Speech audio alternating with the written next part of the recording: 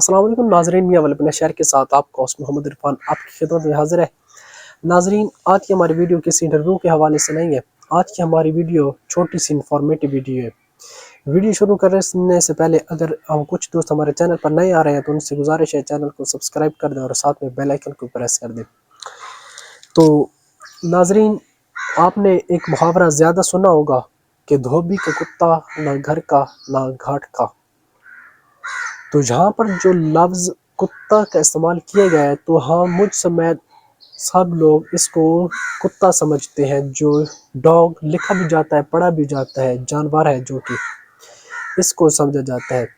लेकिन जब हमारे इल्म में पता चला तो हमारी इल्मियत का मैं समझता हूँ जनाजा भी निकल गया।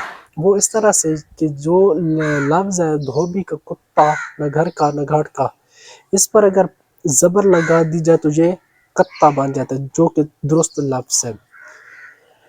इसको कत्ता भी कहा जाता है और दूसरे मायनों में अगर कहा जाए तो कत्ता भी बोला जाता है। तो ये जो लफ्ज़ है धोबी का कुत्ता, ये कुत्ता लफ्ज़ नहीं है, ये कत्ता लफ्ज़ है। धोबी का कत्ता न घर का न घाट का। अब हम थोड़ी इसकी वजाहत की तरफ आते हैं कि वो कत्ता क्या होता है। असल में दरअसल कत्ता उस डंडे को कहते हैं जो धोबी अपने साथ रखता है कपड़े धोने के लिए। आपने अक्सर देखा होगा कि जब धोबी कपड़े धोता है तो उसके हाथ में एक डंडा होता है, दरअसल उसको कत्ता बोला जाता है। तो ये मुहावरा किस तरह से बनाया गया कि धोबी का कत्ता न घर का न घाट का, क्योंकि ये कत्ता एक भारी भरकम कत्ता होता है। एक भारी भरकम जो होता है डंडा होता है जो इसको उठाना मुश्किल होता है।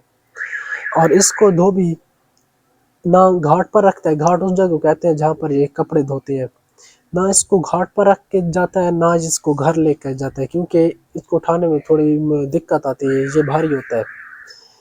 तो जो कत्ता होता है इसको कहीं रास्ते में छुपा देता है, किसी साइड पे रख देता है या किसी और जगह पे रख देता है, जो कि अगले दिन फिर उसी जगह से उठाकर फिर उसको घाट पर ले जाता है। तो ये होता है कत्ता।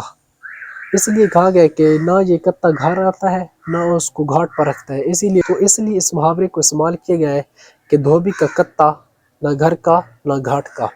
ना वो घर कत्ता कहलाता है ना वो उसको घाट पर रखता है। तो इसलिए ये इस मुहावरे को इस्तेमाल किया गया, जो कि आज हम उसको कुत्ता समझ रहे हैं।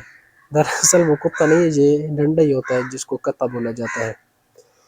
तो उम्मीद करते हैं आपको हमारी छोटी सी इंफॉर्मेटिव वीडियो पसंद आई होगी। अगर पसंद आई तो कमेंट बॉक्स में कमेंट भी कीजिएगा और लाइक भी वीडियो कर दीजिएगा और चैनल को सब्सक्राइब भी लाजमी कर दें।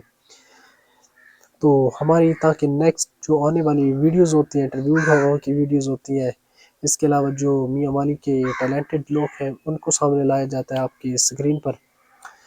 तो इसलिए हमारे चैनल को सब्सक्राइब कर दें और साथ में मिलेगी बेल आइकन को प्रेस कर दें। मिलते हैं किसी नई वीडियो के साथ, तब तक के लिए अल्लाह हाफ़िज़।